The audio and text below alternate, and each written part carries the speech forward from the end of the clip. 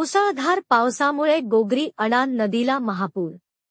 हजारो शेतकरींचे शेत गेले खरडून, फुलाची उंची वाढवण्याची मागणी, नुकसानीचे पंचनामे करून आर्थिक मदत द्यावी।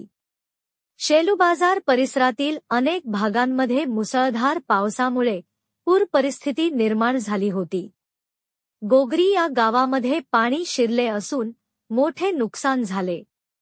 अडाण नदीचे पात्र ओरफुल झाले। या परिसरात 3 दिवसापासून सतत मुसळधार पावसाने हजेरी लावल्यामुळे नदी नाले एक होऊन वाहत आहे।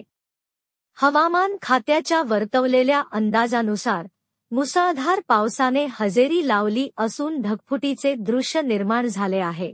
यामध्ये शेलूबाजार शहराला पाणीपुरवठा करणाऱ्या सोनाळा धरणाचा साडवा अडाण नदीत काढेल असल्याने धरणाचे थेट पाणी हे अडाण नदीत येते।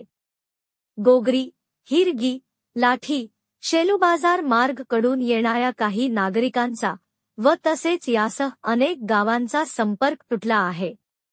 मुसळधार पावसामुळे नदीलगत असलेल्या शेतीतील सोयाबीन, तूर, उडीद, मूग, हळद, कपासी आणि भाजीपाल्यासह इतरही पिकाचे अतोनात नुकसान झाले।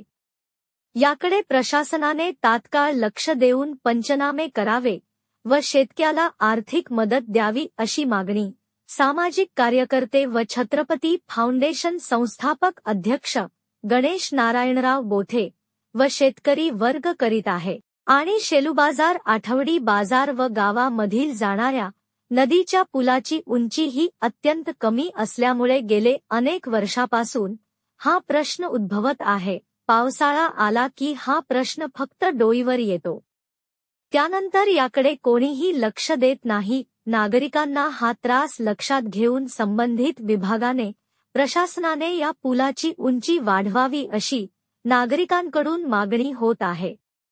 प्रतिनिधी अब्दुल अजीज, न्यूज 24, आपकी आवाज।